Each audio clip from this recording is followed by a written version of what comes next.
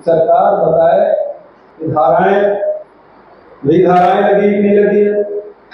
दूसरा 167 लोगों की सूची है वो यही है कि नहीं है।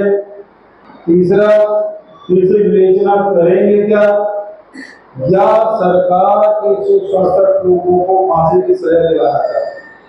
ये जो धर्म और जाति के नाम पे बांटने का जो आपका टूल किट है उसे जनता समझ चुकी है। अब ये काट की हांडी आपकी बार बार नहीं चढ़ेगी।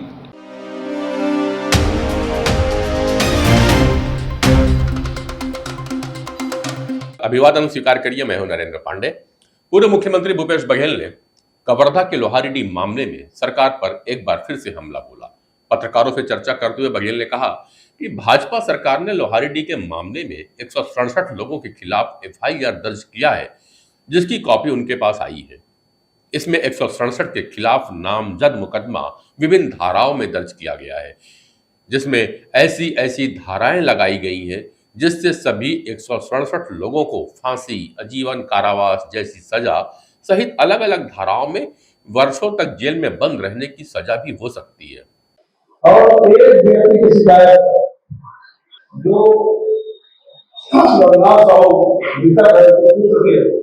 शिकायत पर 167 लोगों का नाम, ये पूरे नाम है, इसको हमने टाइप करा लिया है। उसी के हिसाब से सरकार से हम मांग करते हैं कि ये जो सूची जो नाम है वो सही है या गलत है, और नहीं है तो कौन है। और 167 लोगों में से साहू समाज से 137 लोग, यादव समाज के 20 लोग, आदिवासी समाज के 8 लोग, मानीपुरी समाज के 1 और पटेल समाज के 1। और इन बातों में दावे साथ कर सकता हूं, मॉब लिंचिंग के 167 लोगों के खिलाफ एफआईआर दर्ज जबरदस्त लगेगा का थाने सबसे पहले तो देश में नहीं हुआ। बघेल ने आरोप लगाया कि पुलिस ने बिना विवेचना किए सिर्फ एक व्यक्ति विनोद साहू, जो कि मृतक रघुनाथ साहू का पुत्र है, के बयान के आधार पर गांव के 167 लोगों को जेल में डाल दिया। एफआईआर में 168 के बाद अन्य लिखकर शेष लोगों की गिरफ्तारी का मार्ग भी बना के रखा हुआ है। आशंका है कि सरकार के इशारे पर और भी नाम भविष्य में जोड़े जा सकते हैं। वे लोग जो गांव से बाहर हैं, उन पर भी गिरफ्तारी की तलवार लटक रही है। क्योंकि ये मॉब लिंचिंग नया कानून बना है, जिसमें सबको प्रावधान है, जिसमें मृत्यु दंड है, तो ये बिना विवेचना के बहुत हल्के स्तर पे किसी की जान को इतना सस्ता कैसे समझ नहीं सकता। तो सवाल ये उठता है कि यदि ये विवेचना सही नहीं है, जिस प्रकार से मैंने उदाहरण बताए।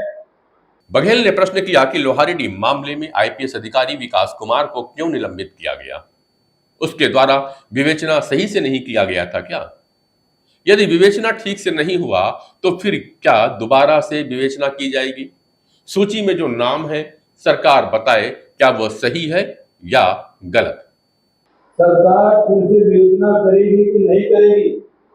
तो 167 लोगों को फांसी की सजा दिलाना चाहती है, ये बड़ा सवाल है।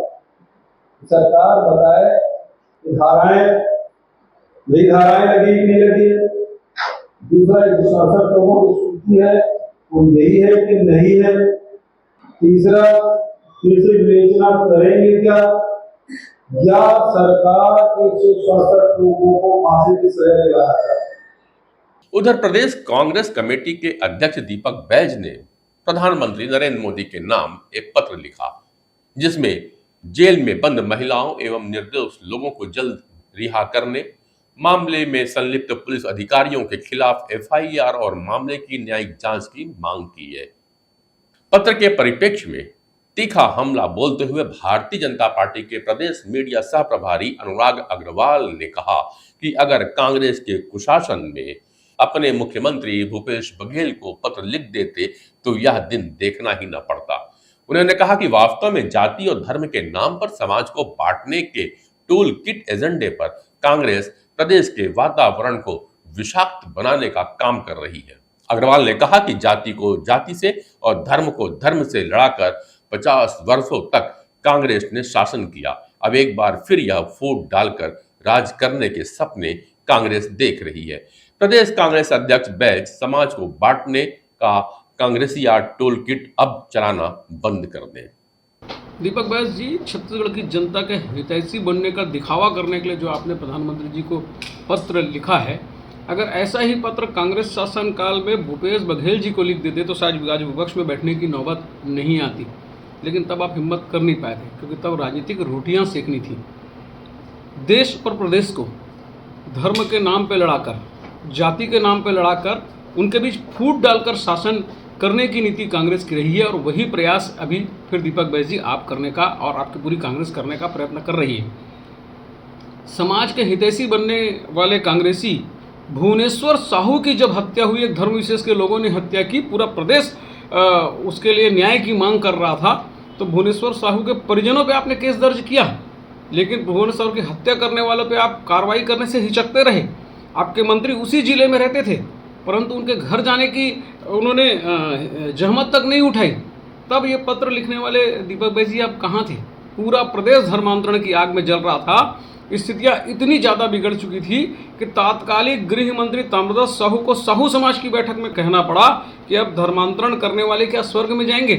तब कांग्रेस ने एक शब्द नहीं कहा, बल्कि आपके कांग्रेस के मुख्यमंत्री भूपेश बघेल तो दिल्ली जाकर अवैध धर्मांतरण करने वालों को आश्वासन देकर आए थे कि हम आप यहाँ पे आइए, हम आपको सुरक्षा देंगे। ये जो धर्म और जाति के नाम पे बांटने का जो आपका टूल किट है, उसे जनता समझ चुकी है। अब ये काठ की हांडी आपकी बार बार नहीं चढ़ेगी।